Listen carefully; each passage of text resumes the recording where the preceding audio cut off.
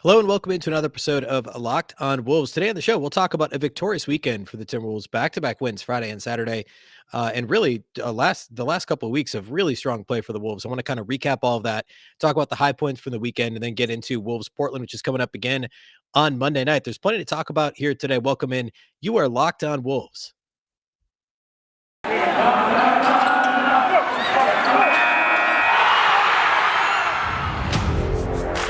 You are Locked on Timberwolves, your daily Minnesota Timberwolves podcast. Part of the Locked On Podcast Network. Your team every day.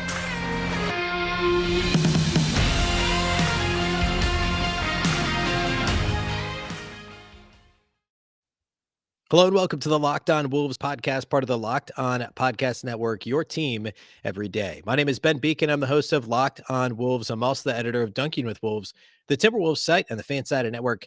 Today's episode is brought to you by BetOnline. BetOnline has you covered this season with more props, odds, and lines than ever before. BetOnline, where the game starts. Happy Monday, everybody. Happy Timberwolves game day. The Wolves take on the Portland Trail Blazers this evening. Got plenty to talk about related to actually Wolves Blazers on Saturday, Wolves Thunder on Friday. Overall, the last 2-3 weeks, how the Wolves have played since the All-Star break, there's plenty to break down here, and what's been a shorthanded Wolves team actually the last few days as well. So we're going to get into all that here. First of all, though, thank you for making Locked On Wolves your first listen each and every day. Of course, Locked On Wolves is free and available everywhere. That includes YouTube, as well as all of your favorite audio platforms, Apple, Google, Spotify, Odyssey, wherever you like to listen to podcasts, you can find Locked On Wolves. You can also follow the show on Twitter at Locked On T Wolves. That's Locked On T Wolves. Don't forget the T, and also at Beecken with two B's, two E's, CKEN. All right. So big weekend. Have not had a podcast since Friday. We previewed the weekend at that point in time. That was coming off of a couple of nice wins last week. Now here we are, 2 wins since the last time we had a show. Friday night in Oklahoma City over the Thunder, then Saturday night at home against the Portland Trail Blazers. Those same Blazers in town stay in town over the weekend to face the Wolves again Monday night before Minnesota hosts the Thunder on Wednesday. This is finally the end of this ridiculous stretch of 4 consecutive back-to-backs dating back to just prior to the All-Star break. So recently, 3 back-to-backs since the All-Star break, 1 right before the All-Star break.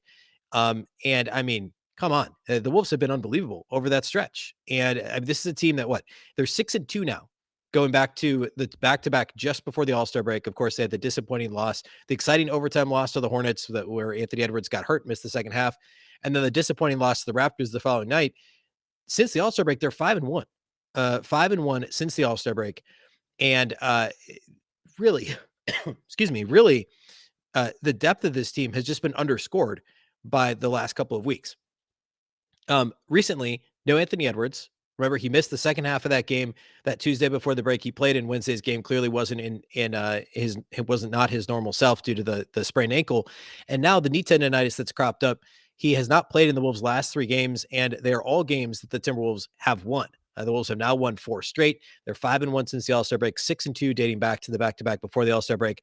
And Anthony Edwards has missed, I guess, half of the 6 games since the All-Star break.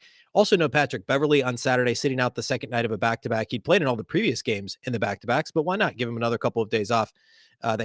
He played Friday in Oklahoma City, so they had Wednesday, Thursday off, played Friday. He gets Saturday, Sunday off, will hopefully play again on Monday.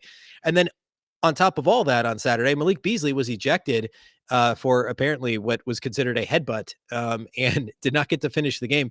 So no Beverley, no Anthony Edwards, and no Malik Beasley in the second half. And this was a game, Wolves Blazers on Saturday, that Minnesota was down a point at halftime, and they had to use a monster third quarter. They gave up 37 in the third quarter, but they scored 46 of their own to take a lead going into the fourth quarter, and they really needed the bench to step up. And again, going back to this team's depth, the guys that have stepped up, Jordan McLaughlin, of course, has been phenomenal.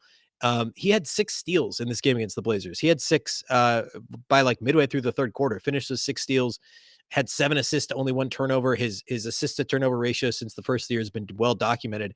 He's been phenomenal in that regard. And Jaylen Nowell, of course, went from not being in the rotation at the start of the year to being a vital part of the rotation for a little while, kind of the December, January into February timeframe, then fell back out of the rotation after everybody got healthy. And now with the shorthandedness of the Wolves, no Ant due to injury, no Pat Bev due to rest/injury, and then no Beasley due to the ejection, Jaylen Nowell scores 22 points on 4 of 7 from outside the arc, 8 of 13 overall shooting, and just frankly dominates. He is legitimately a walking bucket. We saw that on Friday night in Oklahoma City for Nowell as also. I mean, uh, he was kind of on the fringes of the rotation with no Anthony Edwards, didn't have as big of a role because both Beverly and Beasley played in the game in Oklahoma City. So Nowell only played 13 minutes, but he was really good. I mean, about half of that was garbage time, but overall he scored 7 points, made a 3-pointer, had 3 assists, no turnovers. And then on Saturday, he graduates to 24 minutes played. He has not been in the regular rotation since February 1st was kind of the last time that he played regular rotation minutes. And that was that big win over the Nuggets. But since then, he's had several DNP-CDs. He's had several single-digit minutes in individual games. But again, the same thing I've been talking about since, frankly, August of last year is this incredible depth that the Timberwolves carry. It really, and I don't think incredible is too outlandish of a word. I don't think it's hyperbole to say this is the best bench the Wolves have had. Uh, I mean, ever feels really hyperbolic, but like, I mean, the bench was not good when the Wolves made the playoffs with Jimmy Butler, right? It was a high usage, inefficient Jamal Crawford, and I don't know, that was basically it, right? Rookie Josh Okogie, I think, or no, he was drafted the year after that. It was not a good bench that the Wolves had. Despite what I think Towns said recently, something about how their bench was really good that year. It might have seemed that way because Jamal Crawford was there and he could get hot, but not a good bench unit. Going back to the Kevin Garnett years, I mean, there were a couple of guys you could count on. Obviously, Fred Hoiberg, for a stretch, Trey Hudson. There were some 6-man type guys that were very good. Hoiberg was perhaps the best player nobody talked about from that Western Conference Finals team. But as a unit, the Timberwolves bench those years was not that great. Anthony Peeler had his moments. Of course, that was prior to the Western Conference Finals year before he was actually on the Kings team that the Wolves beat in the playoffs in 04. But I mean, this Wolves bench unit, you have guys that simply weren't playing like a week ago. And Jordan, I mean, I guess McLaughlin's been in the rotation a little longer than that, but McLaughlin and Nowell, when fully healthy, have not been in the rotation. The rise of Taurean Prince, Naz Reid has been effective again recently. He was phenomenal on Friday in OKC. McLaughlin's been great. Nowell now stepping up. Josh Okogie even played 3 rotational minutes in what was a 1-possession game on Saturday against Portland because of the ejection to Malik Beasley. So just a series of guys stepping up and proving that the Timberwolves really do have what really 1 through 12 depth. I mean, the depth goes 12 guys deep. You're talking about the 13th man is probably, Nathan Knight or Jake Layman when they're completely healthy. And that's a pretty good team. When your 13th guy is Nathan Knight, who is a rotation guy at times last year for an Atlanta Hawks team that went to the conference finals, or Jake Layman, who, I mean, he obviously shouldn't be a starter, but he started games for this team the last couple of seasons. That's a pretty good depth. Josh Okogie being your 11th guy effectively. I mean, he's also a guy that could start for a lot of teams in the NBA, obviously offensively challenged teams, but he's clearly a rotational player and he's your 11th guy. Just really impressive. And Chris Finch has done such a good job, the coaching staff, of keeping these guys ready. There's no question about that. All right. I want to hit a couple of key takeaways overall from Friday and Saturday here next, and talk a little bit about the Western Conference playoff picture, and then get you ready for Wolves Blazers on Monday night. So we're going to do all that here next. First, though, let's talk about our friends over at Built Bar. This is the time of year that I've pretty much given up on all my New Year's resolutions, but not this year. I'm sticking to my resolution to eat right thanks to Built Bar. It almost feels like it's not really even a resolution, though, because I actually enjoy eating them. Have you ever tried the Built Puffs? If you haven't, you're missing out on one of the Built Bar's best tasting bars. Puffs are the first ever protein infused marshmallow. They're fluffy, they're marshmallowy, they're not just a protein bar, they're a treat, and they're covered in 100% real chocolate. Puffs are a fan favorite with some incredible flavors: yummy cinnamon churro, coconut marshmallow, banana cream pie. So good. They're truly going to be your new favorite. All Built Bars are covered in 100% real chocolate, including Puffs. 100% real chocolate, low calorie, high protein. Replace your candy bars with these. They're better, and a typical candy bar can be anywhere from 200 to 300 calories. Go to built.com and scroll down to the macros chart. You'll be absolutely blown away. High protein, low cal, high fiber, low carb. Most Built Bars have only 130 calories, just 4 grams of sugar, and 4 net carbs, but they'll have 17 grams of protein. Compare that to a candy bar, which usually has around 240 calories, 30 grams of sugar, and dozens of net carbs. At Built Bar, they're all about the taste. They make it taste delicious first and then figure out how to make it healthy. And I don't know how they do it, but they really do pull it off every single time. Go to built.com, use promo code LOCKED15. You'll get 15% off your order. That's promo code LOCKED15 for 15% off at built.com.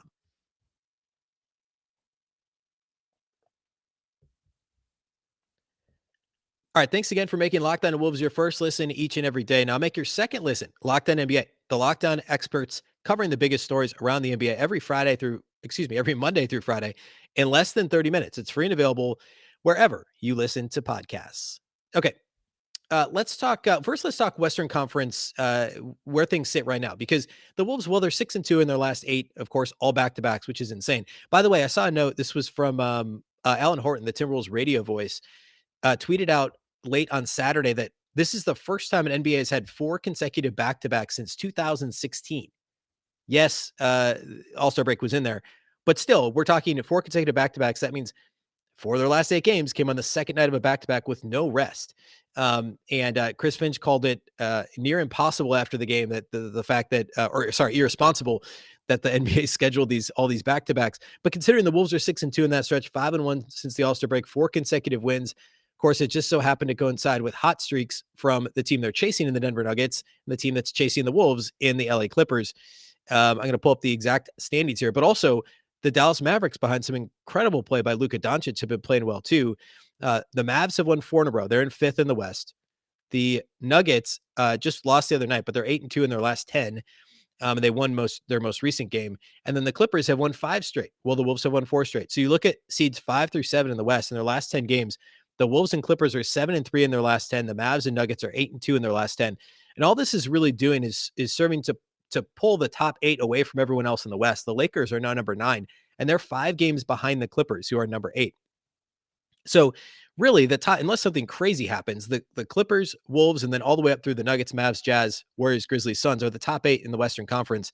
It's just a matter of if the 9 and 10 seeds are the Lakers, Pelicans, Blazers, maybe the Spurs. How's that going to shake out? Does it really matter? That's kind of the deal. Now, the Mavs are a game and a half up on the Nuggets, who are in 6. The Nuggets are 2 up on the Wolves, who are in 7, and the Wolves are 2 up on the Clippers, who are in 8. So there's just a little, there's small gaps in there, a little bit of separation from each of those teams, but it still remains likely the Wolves end up in 7th. Although I tend to think the Mavs may come back to earth a little bit here soon, and the Nuggets are going to have to reintegrate Jamal Murray and Michael Porter Jr. So we'll see how they're able to do that. But of course, the hot streak for the Wolves has coincided with hot streaks from everybody else around them in the Western Conference. I guess that's just kind of the way that this thing goes. Okay, a couple of notable things from this weekend. First, Friday night, Naz Reid's performance. Well, actually, and Karl-Anthony Towns, phenomenal. Naz, what did he have exactly? I'm going to pull up his line, but he scored 20 plus off the bench on Friday night against the Thunder. And this was a game where, it was close after the first quarter. It was not close by halftime. And at that point, it wasn't even really a game. But the Thunder were really only playing like 5-ish actual NBA players. And we could argue about whether all 5 starters are real NBA players for the Thunder right now, given all their injuries, of course. Josh Giddey out. A number of guys out for the Thunder. But you look at their bench, and it's guys that most fans, even pretty serious NBA fans, don't know anything about. And you look at what Naz Reid was able to do: 20 points, 5 rebounds in this game, a perfect 8 of 8 shooting from the field. Cat had 20 and 8 himself. So 20 and 5 from Naz, 20 and 8 from Cat on Friday. And the Thunder just simply had no answer for the Wolves inside. It made sense, right? Alexei Pokusevski, he might be 7 feet tall, but he's not really going to successfully bang in the paint.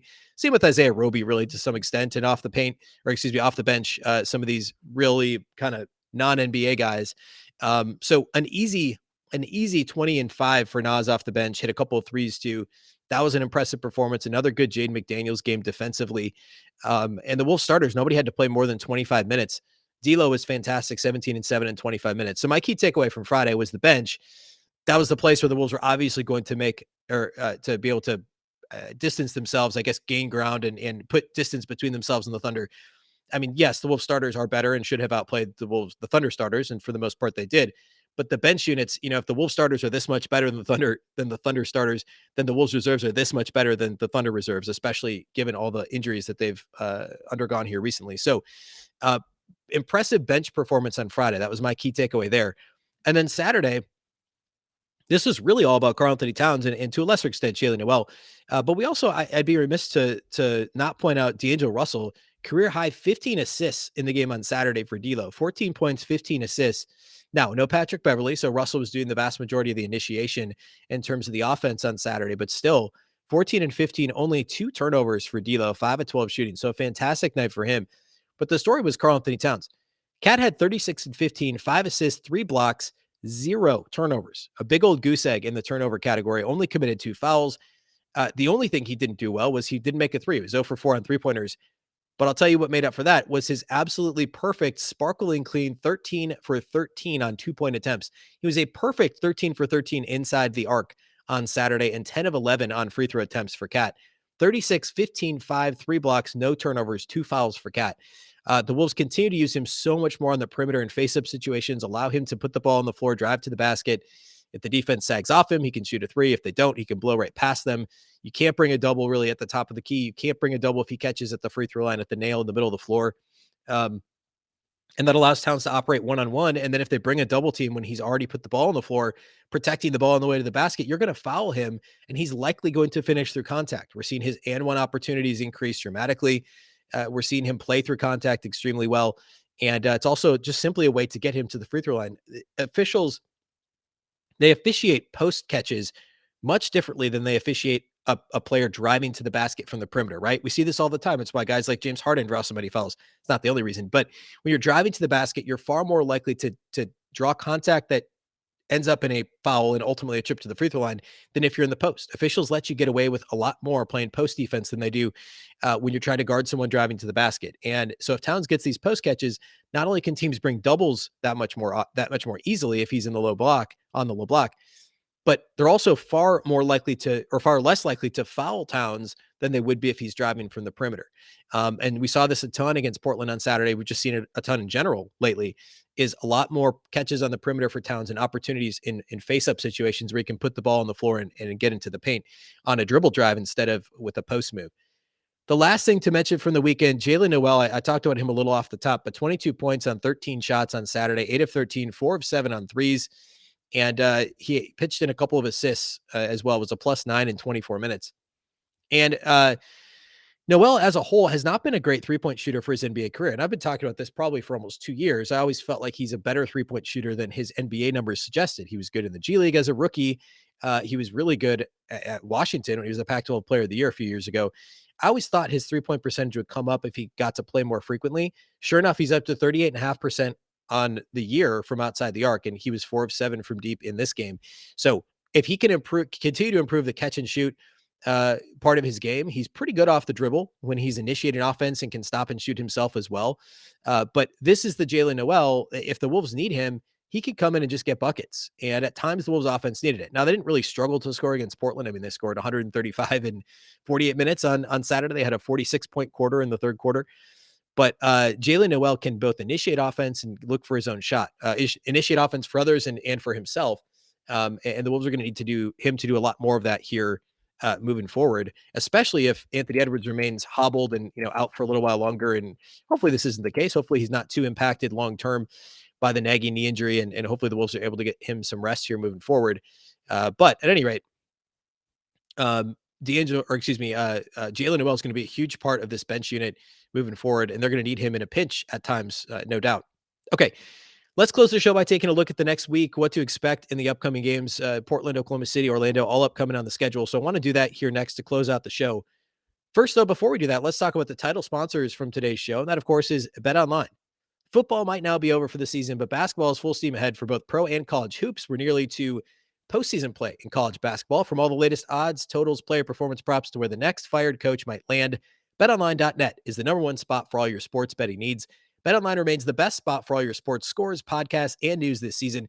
And it's not just basketball. BetOnline.net is your source for hockey, boxing, UFC odds, and more. Head to the website today or use your mobile device to learn more about the trends and action. BetOnline, where the game starts.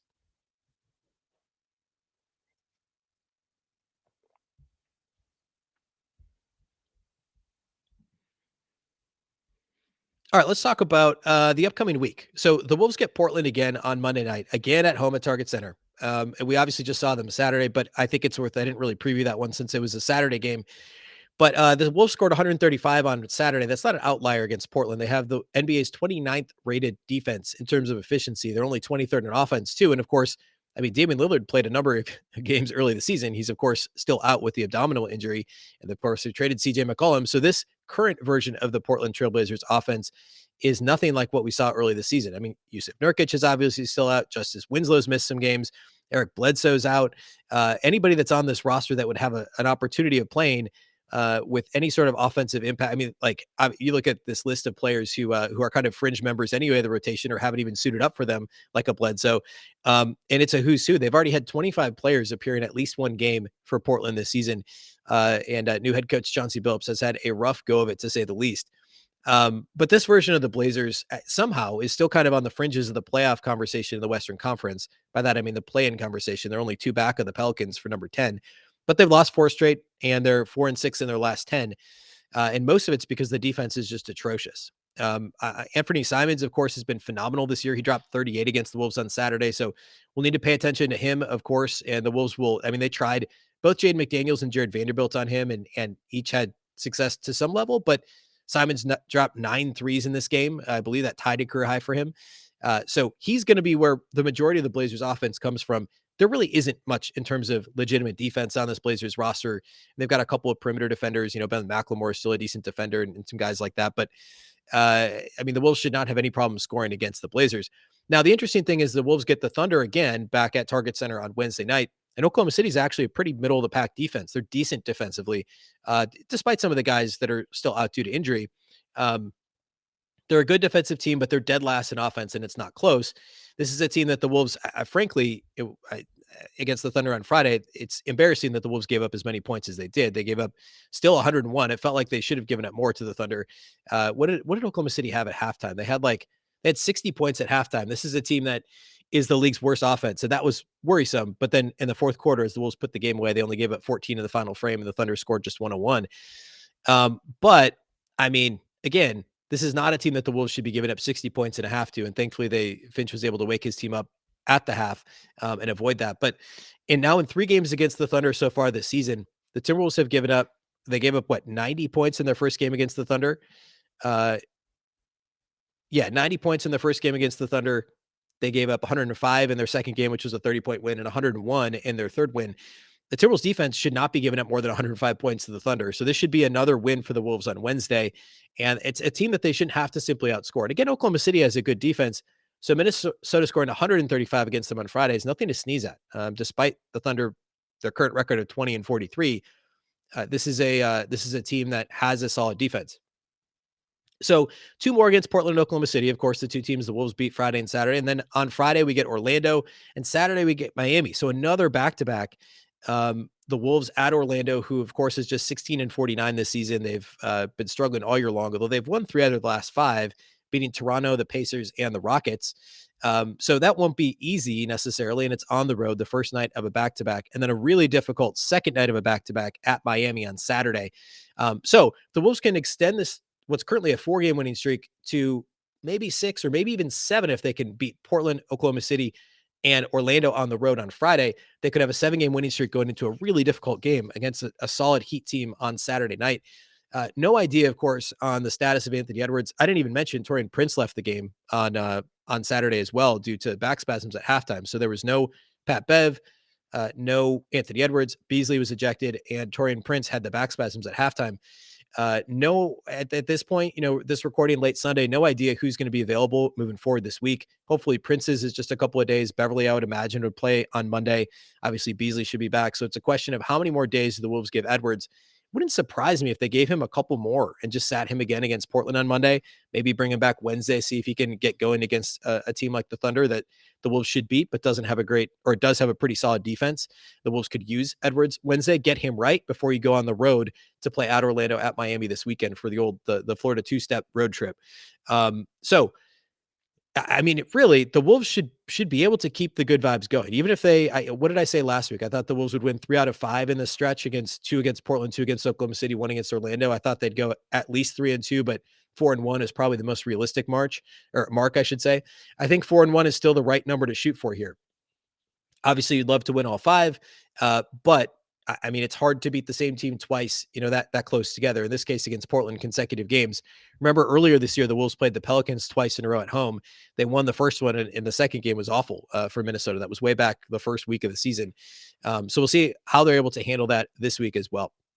All right, that's all we have for you today. Of course, Monday night, we'll have the post-game pod following Wolves Portland. Hopefully it's another Timberwolves win over the Blazers, the second in 48 hours or so. So we'll have the post-game pod Monday, and we'll get you set for the rest of the week. Thank you once again for listening to Locked On Wolves and for making it your first listen each and every day.